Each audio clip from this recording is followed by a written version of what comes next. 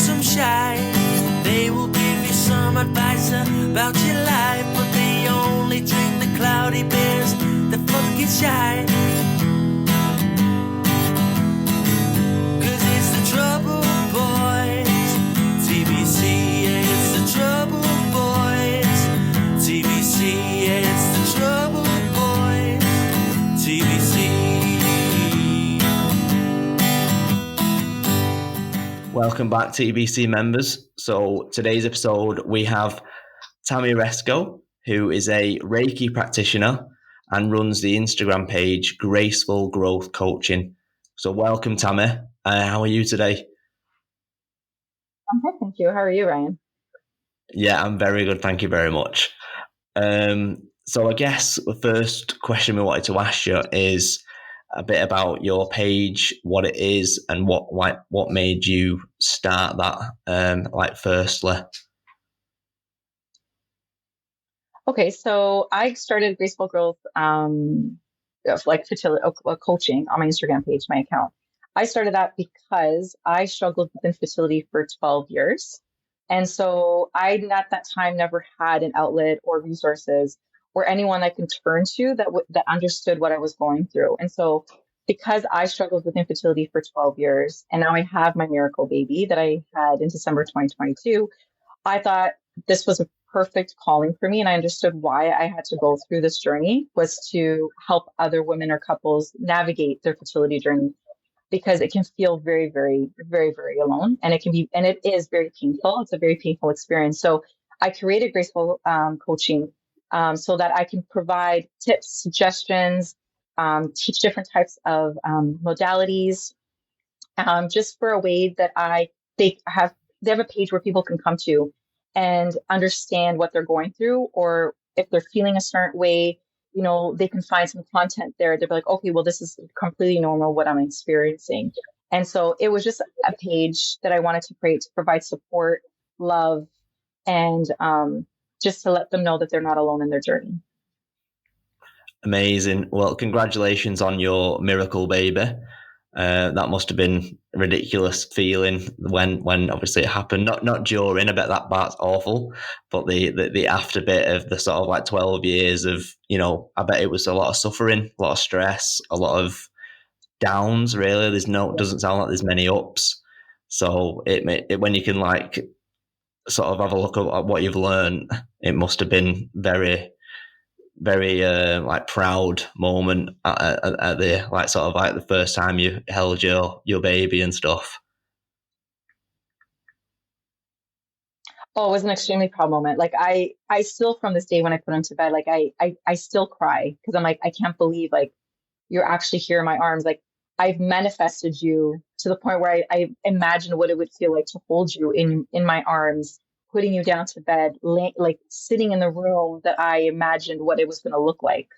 And so to have that moment, I am so, so grateful. And every single day, every single night, I literally count my blessings and I'm always in awe of how I'm here after 12 years. Wow. That's I suppose it's very perspective shifting, isn't it? Because all you wanted for 12 years was those little moments, those little goodnight kisses, and when they close their eyes and you just look at them and be like, wow, I made that person. You know what I mean? It's ridiculous. Well, I've got 2 kids. Jay's got 2 kids as well, so we can very much relate to those little tiny moments that you get once they land. True. Right. So it says on your profile, you are a Reiki practitioner. So first of all, what is Reiki?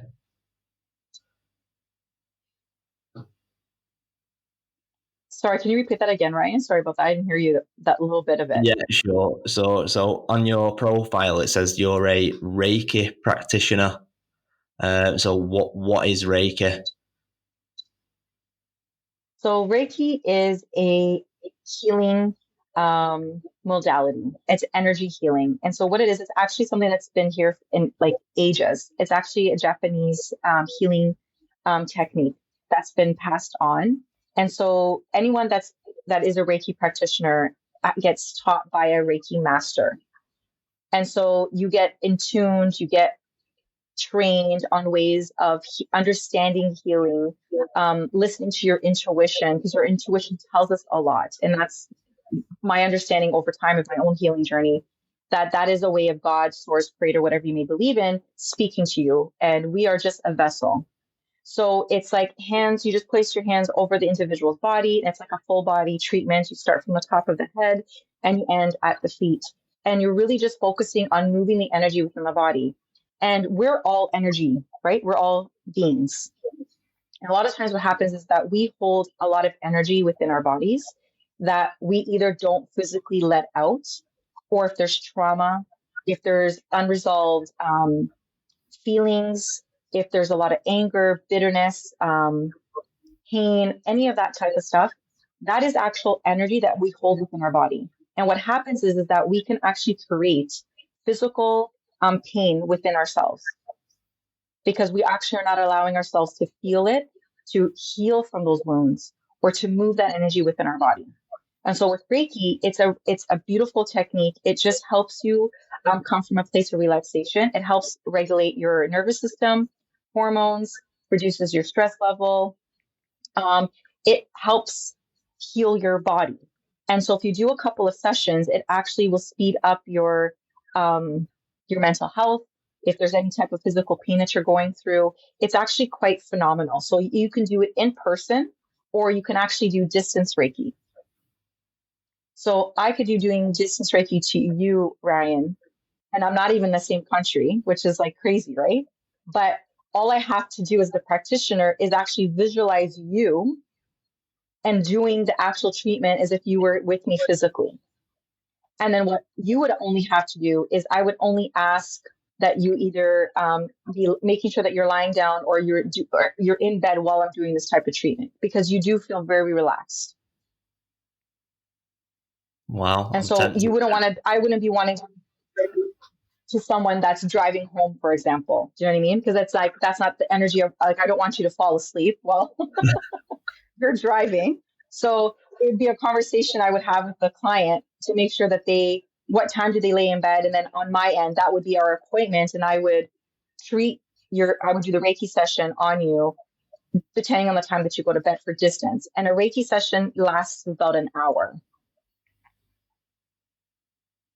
Okay, so would you say it's quite like meditative and like all about relaxing the person who's receiving the Reiki? Is that like generally sort of like, if you want it to work, you have to create a nice, relaxed, comfortable environment? Yes, you do. And there's an intake form that you need to fill out because it helps the practitioner have an understanding of why you're here. What are you specifically looking for? For example, for women that are struggling with infertility, when they come to me for a Reiki session, they would ask, like, I want to focusing on my fertility. So the energy healing would be around the womb, clearing any blockage, any built up pain that they're holding in their sacred area. And then I would also focus on the head, where it's just like kind of clearing any of that stress, many scenarios that we play in our heads when we're going through our journey, and just putting their body in a full relaxation. So that they can be open, moving forward in their healing journey. So did you have any Reiki done to yourself when you were trying to conceive? And is that why you've pursued that after? Yes, I did have Reiki done on me in the process of trying to conceive. It was around 2020, in 2020 when COVID hit, where I kind of had my awakening, and I was like, okay, you know what? I've been doing everything I possibly can to get pregnant. Nothing's happening. I don't know what else to do. I had a miscarriage in 2018. So I was like, you know what? Like, something intuitively said to me, like, you need to try seeing a naturopath. You need to go through the holistic approach. And I was just like, really? Like, I don't understand this. Like, I was like, you know what? That's your voice talking to you. So I was like, I got to fall through with it. And so, I saw a naturopath. I did acupuncture, did Reiki. I would see a Reiki practitioner. I changed my diet. I meditated. I did a lot of inner work, a lot of shadow work, a lot of forgiveness, all of that. And so I did that for an entire year. And in that year, I was also called to be a coach. And that's where that kind of led me to be a fertility life coach, was in that healing journey that I went through. And so in that time frame of healing, Reiki became something I loved. Like I felt such a huge difference when I would come out of a session. I felt like it was like I was walking on cloud nine. That would be the best way I can describe it after coming from a Reiki session. It can be very emotional, don't get me wrong, because you are moving energy within your body. And I would cry at certain sessions because I was holding on to a lot of stuff. Like I held on to a lot of anger, why my body wasn't working the way it was. Why am I being punished and why am I going through this? Like the anger towards God or universe or source, for me, it was God. And so I just had so much frustration. So I just suppressed a lot of the stuff that I was feeling because of growing up. It wasn't something that it was encouraged. Growing up was to talk about our feelings. We were just supposed to like push it down and go on with your day. And so what I realized in that time of my healing was that all that was coming up into surface for me. And so I had to let a lot of shit go and heal from a lot of stuff. And so Reiki was one of the biggest, I would say, modalities that helped me, as well as my mindset, my meditation too, that I would do, and a lot of like checking in with myself, the awareness piece of it. And so that's what got me to want to become a Reiki practitioner, was like, it helped me a lot in my own personal journey. So I wanted to do the same to other couples or individuals that are suffering with mental health or with infertility. And so that's when I decided to be a Reiki practitioner, so I can continue that help and guidance towards others. Wow, that is amazing. So do you think people's mindsets and the way they feel about themselves while they're trying to conceive, if they're having like inner thoughts of it's my fault, my body's not working, it's never going to happen, is that in the same sense of them manifesting it not happening? Whereas if you cleared your mind, created a better environment, a better mindset going, this is going to happen, I'm going to conceive, my body's fine. And do you think it has a direct correlation between the outcome? I truly believe that, because studies have actually shown that a woman that's overly stressed out in going through fertility treatments can actually release a premature egg that is not ready to fertilize. So that just tells us that our mind plays a huge part in what our body does and feels. And so over time, what I've learned is that where your focus is, energy flows there. So if your energy is to thinking all the time in fear of it not happening, I'm never going to get pregnant, or this cycle has failed, I'm not saying it's your fault whatsoever. I've been there so many times, but consciously, if that's where we're constantly focusing after each cycle, then that's what's actually going to manifest into reality. Same with like, if we're not loving our bodies and we're hating on it, then your body's not going to show you what it can actually do, because it's not actually feeling the love from you. And so if you're closing yourself off and constantly focusing on the fear of it not happening, then my belief and my opinion is like, then it is manifesting into your reality. Not to say that it's your fault to blame yourself for it. It's just subconsciously, that's just what happens, because there's so much fear behind behind the infertility journey, because there's so much unknown and there is a lot of pain that goes through it. So it's completely understandable to like think of it, moving forward into your next cycle. But at the same time, we have to look at it a little bit differently and not heal from that one cycle and not carry that fear into the next. Right. So to ensure a sort of like clear state of mind when you're going into this next, I'm assuming ovulation cycle. Is that what you mean when you say cycle? So you need to go into the next one in a better frame of mind for that 30 days or whatever it is that you're ovulating. I don't know, that could be wrong. So yeah, I was. Yeah, is that right? Pretty impressed that I know that, to be fair. But I'm also but also, like, if you are going through fertility treatments, they call it a cycle, which is your monthly cycle, but they will call it a cycle. So they'll be like, you're going to be cycle monitoring. So they're going to be monitoring you during your cycle. So it's like, when you start a new cycle, you want to make sure that you have a clear headspace and that you've allowed yourself to process your feelings and your emotions of what just happened your last cycle. Because a lot of times what happens is like we want to jump into the next cycle, like the next month of like, let's see if it's going to work. And it's like, but you're still holding on to so much that you actually haven't allowed yourself to heal or process anything moving into your next one. Okay, that sounds very, very interesting. But I'm definitely of the opinion that you can create your own environment in your own head, and whether that be positive or negative is up to the individual.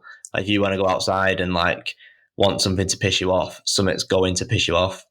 If you want to go outside and be nice and say hello to people and have a positive day, that's what's going to happen, because you're putting energy out that is positive, good, happy, and you're getting it back. Whereas people who go out with like Exactly. a black cloud around their head, they're going to get exactly what they're putting out there to other people, which is going to be negative and frustration and all that stuff. So no, I'm a firm believer in that you need to, if you want a better environment, you need to create it yourself from in your own mind. You do. Like at the end of the day, we choose. It's up to us. We have the power in deciding where we want to focus our energy to, how we choose to react to someone, how we choose to feel towards something. And so it's always up to us at the end of the day. We hold that power of how we view our life, the things that come into our life. It's always up to us. But the first thing we have to do, like you mentioned, Ryan, is the mind. The mind is the number one thing. Like we think the mind controls us. It's actually we control our mind. But we've been taught that our mind controls us, but that's not the case. We actually control our mind. It's just a matter of us putting into practice. Yeah, it's going to take some time. If you've always thought a certain way or believed a certain way, it takes practice. The same thing as like riding a bike, right? You're going to fall a few times before you can actually learn to ride that bike, and you're going to ride it perfectly. The same thing happens with our mindset. It's a habit. It's something that we have to train. And then once you do it, it's your everyday. It's the way you think all the time. Yeah, you're absolutely right.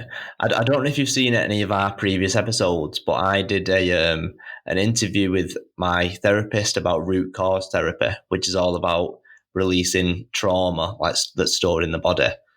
And alongside it, I read a book called The Power of Now. I don't know if you've heard of that at all. I've heard of it. Yeah, The Power of Now. Yeah. Yeah, and my therapist at the time wanted to show me just how much you have power over your mind.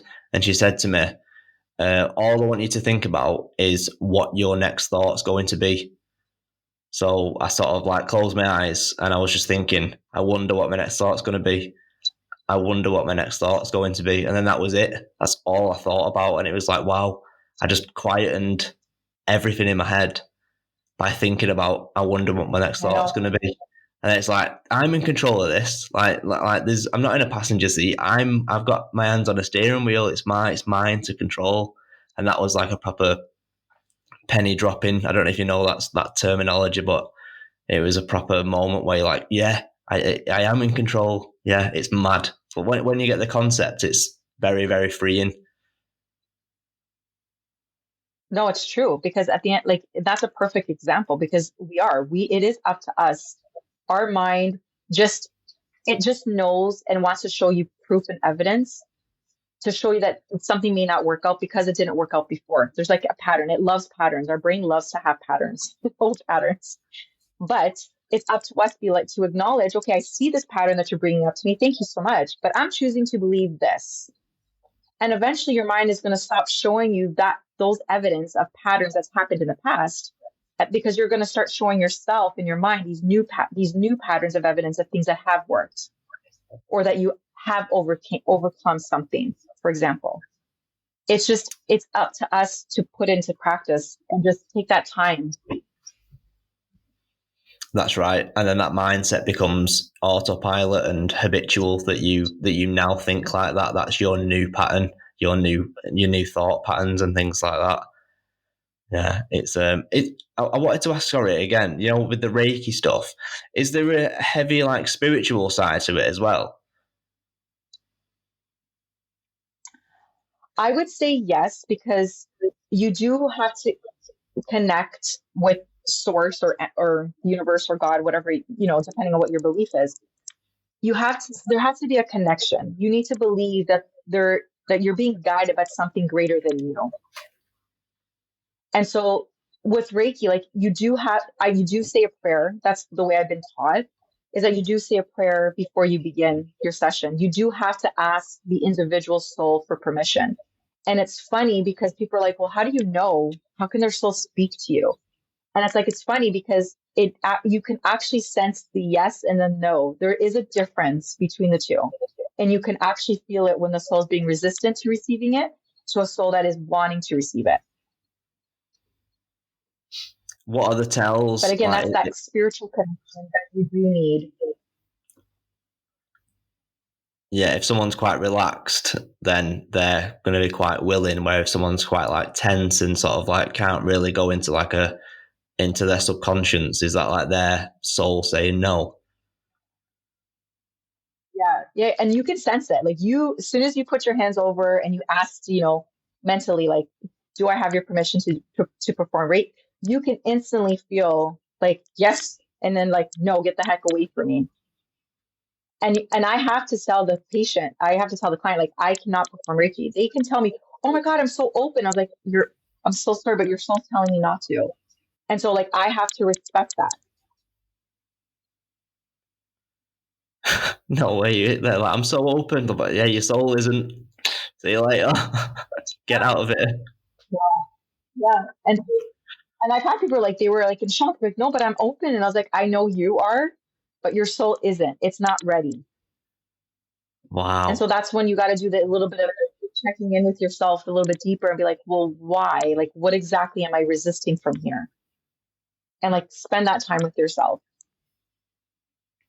Yeah, I have to do something similar where we had to like identify my limiting beliefs. So my therapist would like put me in sort of a meditative state, make me stand up, and she would say, for example, I fear abandonment, and my body would either lean forward if it was a yes or backward if it was a no. But I wasn't mechanically moving my body. I weren't even feeling myself swaying, but she was like noting down what I was doing. And then she was like, yeah, so from that, you fear abandonment, you do this, you do that, and you don't trust X or whatever. And I was like, what? I didn't even feel myself moving. She was like, your body told me everything that I needed to know. Fascinating concept. Crazy. Yeah, it is. It's so interesting. That's what I love about that. Because there is so much inner work that we can do. It's just we're scared to open that box, or I call it the Pandora box. We're afraid to because we don't know what's going to come out of it.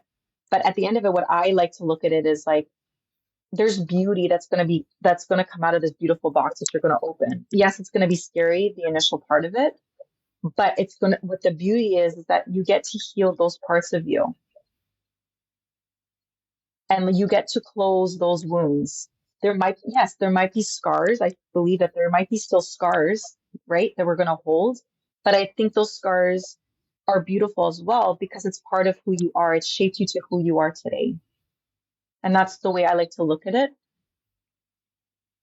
Well, yeah, if you leave stuff untreated, as with anything sort of like health related, then it's going to get worse, isn't it? Whereas if you sew it up or break it out of the box, like you said, to heal it, it's going to leave a scar, but that means it's healed if it's scarred.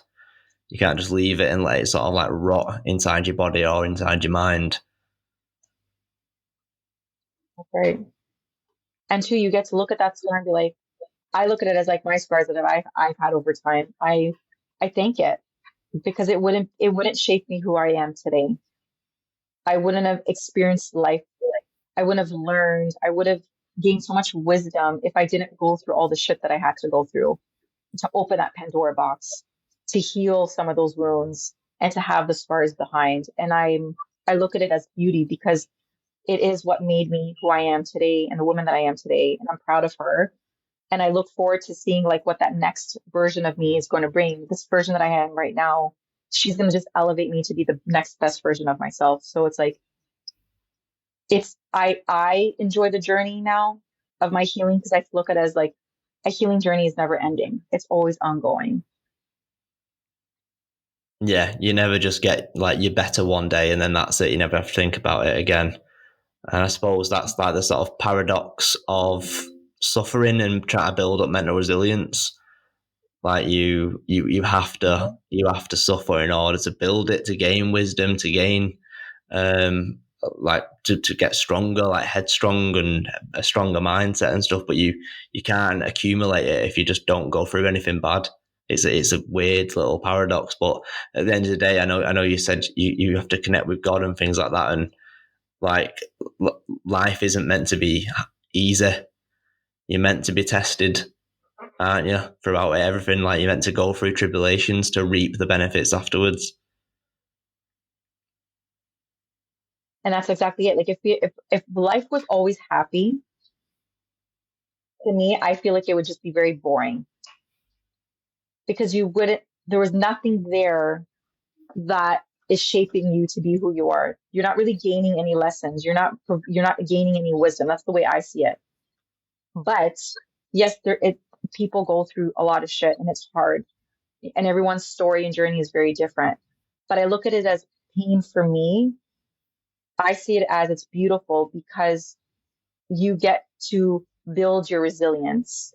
You get to see the strength that you have. You get to gain all these lessons that you wouldn't have gotten if you didn't go through that.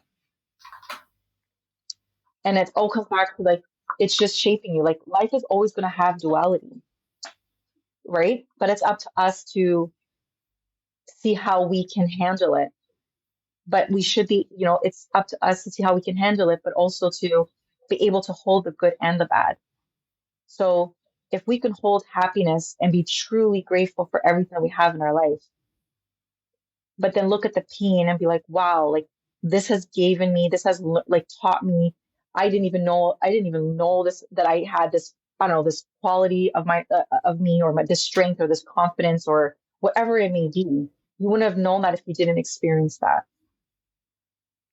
So are you at a stage now where you're already looking forward to the next best version of yourself? Oh, I am. I'm so excited to see her and to meet her. And for me, you have to be her right now. Like I have to be her and I am her. Like I'm being her, like I'm embodying that version of myself so that she already exists in me. It's just a matter of me getting there. Yeah, I like that a lot. I suppose that leads us nicely onto. I wondered if you could tell us a bit more about the Divine Being program and what that's about and what that entails. So my Divine Being program that I just launched in September 12th, it's all about your divine being, that feminine energy that we live within ourselves. And I created it because when I was reviewing my own personal journey going through my fertility, I realized that I was always in the masculine energy. And the masculine energy is all about the protection, wanting results, very focused. And I'm a very type A personality. So everything has to be done a certain way. I like structure. I like to know what's happening. I like to be in control. And so with my fertility journey, I realized I don't have control over shit. I don't know what the heck's going to happen each month. So in my journey, I realized in my own healing journey that I had to take a step back. Like, okay, Sammy, like you can't be in control of every aspect of this journey right now, but you can be in control of certain aspects of your journey. And that's where I learned to lean back into my feminine energy, which is like leaning into the trust, having faith, meditating, leaning more on my partner, expressing my needs and my wants, not holding things in anymore, creating those boundaries for myself, and just knowing that it's already done, walking in that attitude and that belief that it's already done. And so the Divine Being program is tapping into these three pillars that I truly believe in, that helped me, which is like the forgiveness. So module 1, we focused on on forgiveness. And why we focus on that for a feminine energy is because women are magnetizing. We're like beautiful creatures.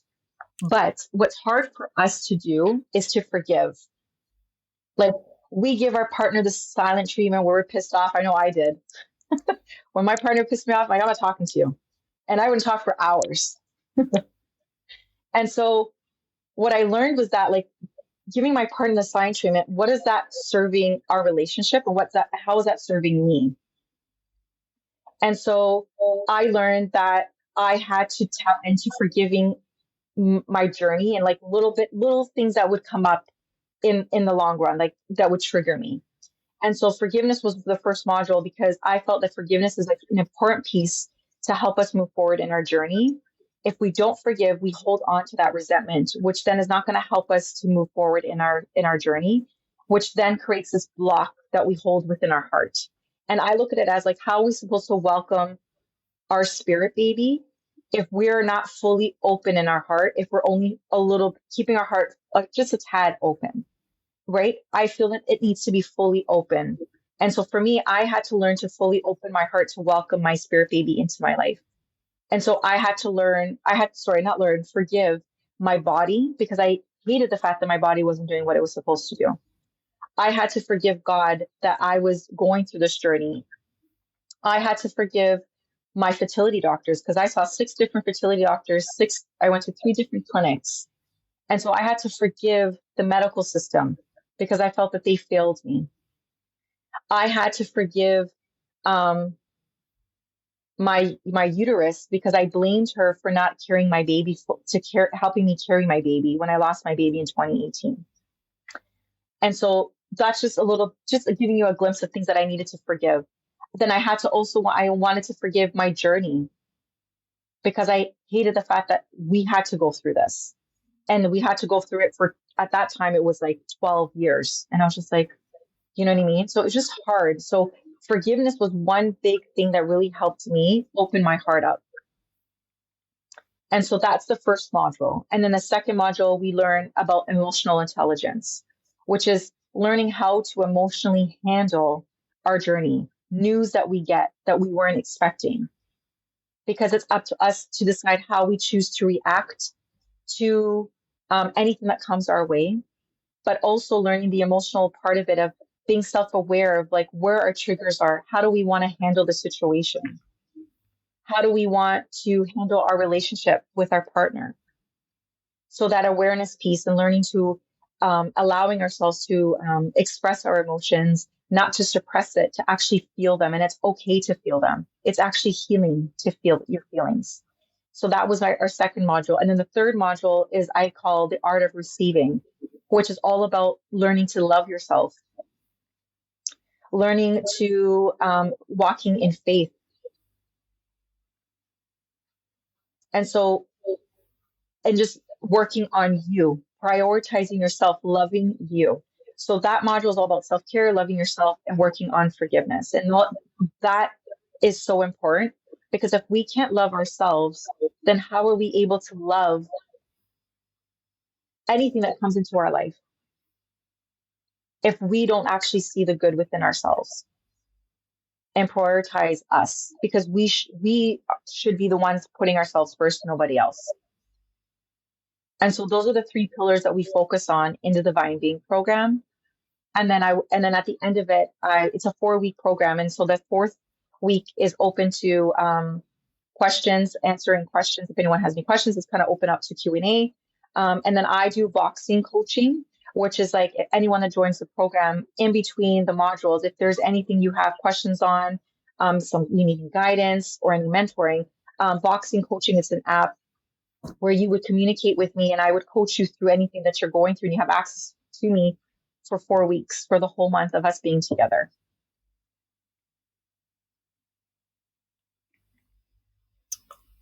That sounds absolutely incredible. That the second one intrigued me a lot, about the emotional intelligence side of things, because again, I think that's a skill that you learn through life experiences and having to like go through stuff. I don't think emotional intelligence can be built by any other strand of life.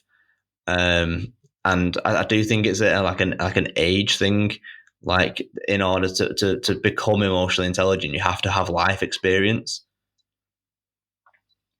But I do agree with the I agree. feeling your emotions and expressing them, but doing them in like healthy ways. Because if you're not in a sort of good mind frame or anything like that, like you'll feel your feelings and then you'll show them in an aggressive and not a nice manner. Whereas if you're emotionally intelligent, you could go, oh, that I feel a bit angry about that. Excuse me, Mr. Boyfriend or husband or whatever. What you just did there, it made me quite angry because of X, Y, and Z.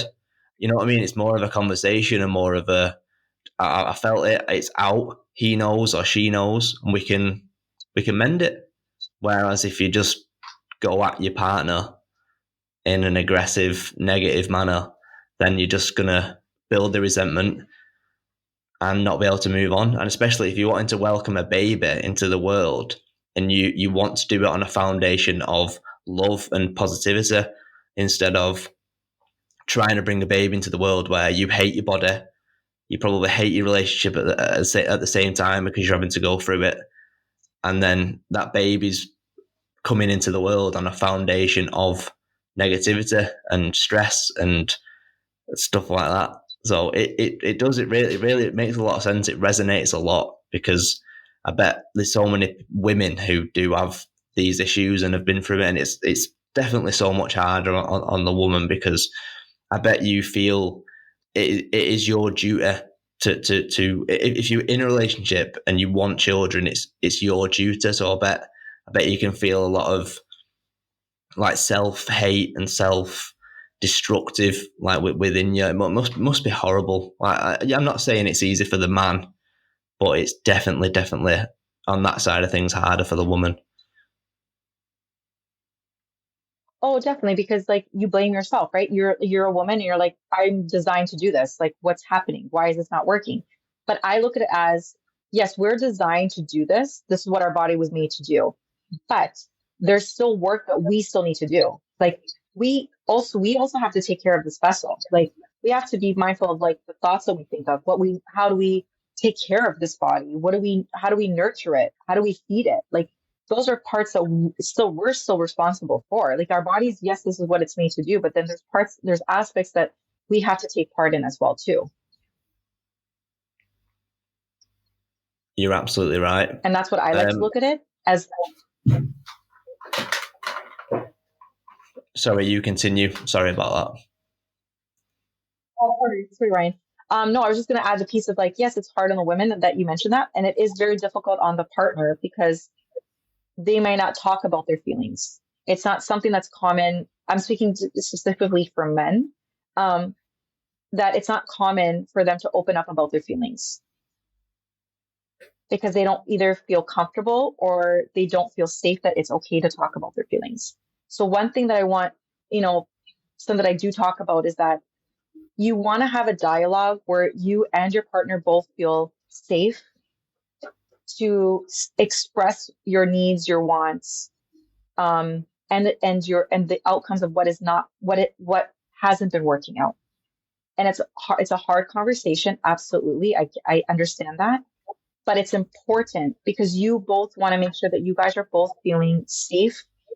You guys are both having a dialogue, that you guys are both feeling that you're being heard, that you're having compassion for one another, understanding each other. I think that's really, really important in a relationship, because I feel as long as you're having that open dialogue, you're making yourself and your partner feel comfortable. You're allowing them to express themselves openly and not feel that they're going to hurt your feelings.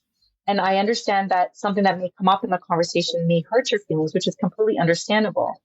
So instead of reacting in a place of, I'm hurt and I'm pissed off at you and you just want to lash out back at your partner, just take a step back, hear them out.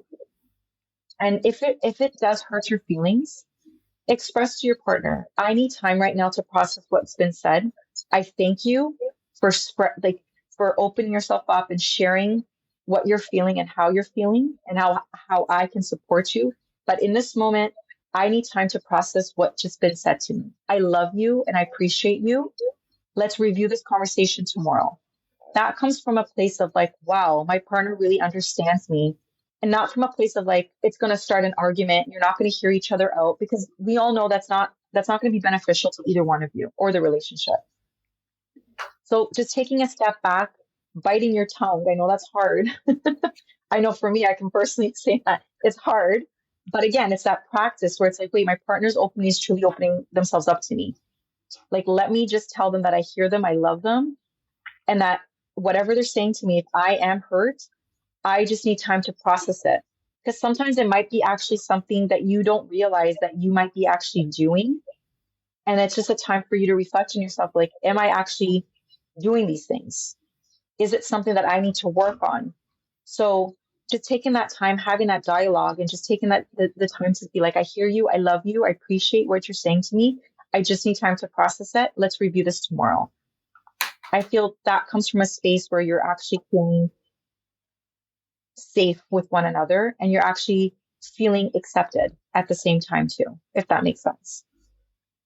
No, it makes total sense, because often you find in relationships, one person wants a discussion, the other person then turns it into an argument, and then it sort of makes like a mountain out of a molehill. It just exacerbates the situation because the other person isn't liking what they're hearing, and they lash out and create it into an argument. Whereas if they did what you just said, saying, I need a minute, I love you, I appreciate you, we're fine, we're strong, we're a team, but I just need a day to think about that. And I think that's such a good element to be like, I love you and I appreciate you, and then go and reflect on yourself. You know what I mean? Like if I was on the receiving end of that, I'd be so reassured that we're a team, and with like this relationship is a two-way thing, and not just you're the one with a problem, you need to go and work on yourself, I'm just going to sit here and wait kind of like mentality. It's really refreshing that you're encouraging people to try and do that, because it's a much healthier way than just shouting at each other. It's true. And sometimes if you think about, like, I'm guilty of this. It's like you get into an argument with your partner and you come back and it's like you tell them, and your reaction to your partner would be like, well, then what do you want from me? So when they come back with you with like, what do you want from me? You don't even know what you want, because you haven't actually allowed yourself to process what you actually need from your partner. So you're going in like hot with one another, and your partner's like, well, what the heck do you want from me? Right? Like, your partner wants to protect, wants to love you, wants to nurture you, wants to make sure that they give you everything that you need. But if you're arguing back and forth and you're complaining about all these things or whatever it may be, your partner's going to turn to you and be like, well, then what do you need from me? And a lot of times I'm guilty of this. I'd be like, oh, I don't know, actually. So it's like, wait a second, we're in this argument and I can't even tell you what I need, because I don't even know. So that's why it's like taking that step back and just like, okay, wait a second, like, let me actually ask myself, what do I need from my partner moving forward? So coming from a place of a solution, approach, your partner's going to be more open to hearing you out, because you're actually coming to them sharing, this is what I actually need from you. As opposed to coming in hot and they're asking, like, what do you need? You don't know. I think questions to them even more. I know for my partner would, because it's like, then what do you need? If I don't know how to help you in this situation with this argument we're having back and forth, if you're not able to express to me what you actually need. And it's true, because I didn't allow myself to actually process my own feelings and allow myself to think about, what do I actually need from my partner moving forward? Yeah, it's so helpful when someone comes up to you and says, listen, I want a tub of Ben & Jerry's ice cream, a massage, a cuddle, and to watch Forrest Gump, and then we'll be fine. And any man receiving that will go, right, I'll go to the shop, get you some ice cream, give you a massage, we'll watch Forrest Gump, done, deal, because it's clear, concise, and there's no way to fuck it up. And that's what men, well, at least myself, I thrive in. Right, okay, there's clear, concise actions. She wants that, and that. I'll go sort that out. And at the end of the day, just make her happy, because she told me what she wants. That'll make her happy. Buzzing. Yeah, we're like dogs. Like, we just want to fucking serve, man. Honestly, we just want to give. You know what I mean? So no, that makes the man's life very easy. So I'm envious of your husband if you come at him with a list and be like, give me that, and that, and then we're sweet. That's so true. It's so true. That's all actually, it'd be surprising. Actually, most men, that's all they really want is just being told what you need from them, because they are givers. Like, all you guys want to do is give and make your partner happy. So if it's clear, then you're like, whoo, this is the best. That's it. You've cracked the code, man, honestly. I have got one more. I've got one more question for you, which is. Shall I ask it? Oh, here he is. I'm only joking. I've been listening in. It's literally sounds like you've been speaking about my life, in terms of the communication. Like you said, it seems so simple, doesn't it? In terms of just communicating with each other and just, do you know what I mean? Just giving each other kind of like a list of being like, this is what I'm upset about and X, Y, and Z, and just having that clear communication. But I think a lot of the time when like anger or frustration gets in the way, I think it's easy for one person to kind of get offended, and then it's kind of that tone when you like speak to each other and stuff. And then once you can see that other person's got offended, I think it's just a slippery slope. But I think a really good thing to do in that moment is to kind of like, I'm not blowing my own trumpet, but something I'm really good at in these situations is I take myself out of the situation and I can assess why the situation's got to the way it has. And then I'll be like, I think we're both a bit frustrated because of X, Y, and Z and blah, blah, blah. But yeah, like I've finished doing what I'm doing now and I've been listening, and I was just sat there thinking like, this is so true. And it seems so obvious. Why doesn't everyone do it? I know, but that's it. It's like when you're in the heat of the moment, like when our emotions are high, our emotion intelligence is like low, right? So it's like how are you supposed to think clearly when your emotions are so high? You know, it's like, okay, I got to take a step back, need to cool down, and then we can reevaluate this again. But a lot of times arguments, like you said, happens because of the way you say it. It's the tone. That's where arguments start to come from. It's like your body language and your tone. So it's just like, if you're tired and you're angry or something happened at work, it's like, just express that to your partner. And like, I'm getting better at that with my partner, where it's like, listen, buddy, like, I had a shit day. I love you, but I just need an extra 15 minutes to myself. Because if I don't have those 15 minutes to myself, I know that I will lash out on you for no apparent reason, not to like, and I don't mean to. And so it's just like, I just need to take a step back. And like, my partner's like, I get it, like, no problem. So it's just like, having that dialogue and like understanding yourself, which is like that awareness piece of it, right? Can like play a huge part. 100%. I might need to change the last question. Will you marry me?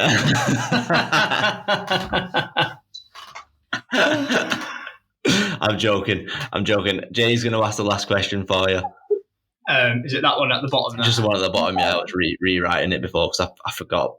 But then I remembered it. So, do you think that women, along with men, have been conditioned to not vocalize their feelings?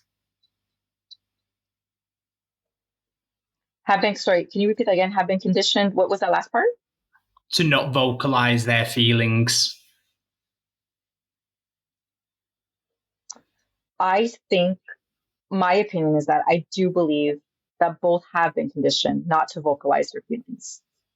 Because I truly believe that depending on the way that they were both grown up or raised, they were either modeled not to express their feelings or weren't modeled ways to do so, or what would be the correct way to go about it.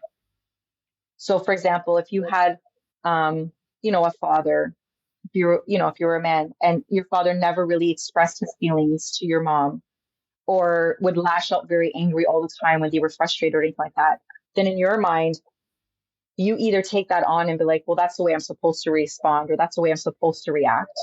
And as for women, I feel like if you've been raised with a mother that was never really encouraged to express how she's feeling, or that it was safe for her to express how she's feeling, then she's modeling to you that as a woman, then it's not okay for you either. Or growing up as a child, maybe you were told, like for me, for example, like talking about your feelings wasn't something that was always encouraged to do. So for me, I would always just suppress it and push it down. And so it was when, during my fertility journey, is when I realized that everything that I was suppressing with my feelings and my emotions, it was actually coming out physically through my body in like illness and like physical pain. Is then when I realized with my own coach and my own therapist at the time was that I was healing other child wounds of like emotions, feelings that I never healed from, that were now dragging me into, like, it would just they continued with me into my journey, which just trickled into forming a bigger ball, for example. So to answer your question, I truly believe, I think it's conditioned in both, for my opinion. Yeah, definitely. Because I know this, I think my partner's told me quite a lot about, is it nature versus nurture? And I think that whole thing is around, like you said, that whole conditioning element into like, because even little things, which is crazy. Like I've got 2 little girls and I've got a dog as well, right? And this sounds really random, but my youngest daughter is 2, and say if I not shout at my dog, but if my dog's doing something that it shouldn't do, and I shout like, stop, like, don't do that, or, blah, blah, blah. My 2-year-old will copy us when we're not in the room. And it's like, it's crazy that we can speak in a certain tone and the 2-year-old can pick up that tone and then use it just on a dog. But it's like, if they're also seeing other things, like you said, like parents not being affectionate or parents arguing, and it's just crazy how much they emulate it from a young age and then they take it into their own lives. Because I know that's something me and you have done a lot, isn't it? Yeah. And it's something we've always tried to break that cycle, and done a lot of therapy, haven't we? And loads, mate. Loads of therapy. But yeah, it's crazy. Yeah, no, it's true. Like, and that's why, like, even for my son, like, I express my feelings when he's having a meltdown. I tell him it's okay to cry. It's okay to be upset, honey. Like, if this is going to pass, like, yeah, he's 20 months, but like, I'm starting it at a young age where I want him to understand that it's okay to feel, like, it's okay to cry. It's okay to scream. Like, if you're frustrated, as long as it's in a safe space, obviously, right? But like, it's okay to show emotions. Like, I want you to, like, it's a good way for you to release what's going on within your body. And even with me, like, yeah, I can get frustrated with my dog too. Like, I have a dog as well. And so it's like, when I tell him, stop licking your paws, because it's like nails on a chalkboard for me. Oh my God, I can't. And so, he, like, I can see him where he's just like telling him like, no. I was like, oh gosh, like, you saw me do that. So just like, so now I'm like, okay, Tammy, you have to be mindful of how you approach the dog now. That's so funny. But yeah, it's true. Like, they're the children at a very young age. Like, I think it's up into the age between the ages of like, I think it's 4 and 12 or 4 and 11. I can't remember specifically scientifically where, that's where a child builds their limited beliefs and the belief that they put upon themselves and how they view the world. So it's crazy how for us, like, we take on stuff from our parents that we didn't even realize at the time that we thought was the right way to do it. And I'm not to blame our parents, because like, they did best with what they had, with the resources that they had and what was passed on to them. You know what I mean? Like, they did everything that they could do right. So I don't blame our parents in any aspect of that. But it's up to really now with us, like, now we have these resources, we have this understanding where like, we can do better. We're not perfect, we're human, and that's okay. We can model that to our children, that, we can all make mistakes. But I think it's good for us to teach, at a young age, both a girl or a boy, to show them that it's okay to talk about your feelings or your emotions and not to suppress it. Like, it's safe to, and teaching them that, I think, is crucial as well too. So just for them to have that conditioning where it's like, it's okay to talk about my feelings, and it's safe to do so, I think is a really good model to pass on to our children, or to anyone within our inner circle, to model that for them. Yeah, definitely. Creating a safe environment for a child like that, when they grow up into adults, they're a lot more emotionally regulated and able to like deal with problems that they face. Whereas if you send someone into the world who's never expressed any emotion and they turn 20 years old, this is going to be volcano eruption after volcano eruption. So yeah, we're very pro for creating a safe environment for your kids to come to with whatever they're feeling, whatever they want to talk about, and you can be honest and open with them from a very, very early age, obviously, because then that instills that into them, and it creates no limiting belief against expressing feelings. Exactly. Amazing. Have you got anything else to add, mate? I feel like I could have loads, but because I've had my headphones on, I don't want to like repeat anything that you've asked. But it sounds like you've had an amazing conversation and like highlighted a lot of like key things. It has been really, really good. I've really enjoyed speaking to you, Tammy. I've enjoyed me as well, and him at the end for 4 minutes. Yeah. Thank you. No, I've enjoyed myself. This was great. Your energy is amazing, both of you. Like I can sense you guys are both very warm-hearted and fun individuals, and so this was fun. So thank you. We are pretty fun, aren't we? Yeah, we are. Yeah. We try. We try to be. We do try. But no, Tammy, enjoy the rest of your day, enjoy the rest of your Friday. And we'll hopefully post this next Friday. So it takes this guy a week to edit shit. No, it does not. We're not going to get into it, but yeah, we'll definitely we'll post it next Friday. I'm excited to listen to it back, to be fair. Yeah, we will be in touch before then. But thank you very much for your time. It's been awesome. Like, thank you. Thank you. I appreciate it. Thank you for having me. I really appreciate you guys. So awesome. Oh, brilliant. Thanks very much. Yeah, amazing. Thank you very much, Tammy. Have a lovely weekend. Bye. Bye.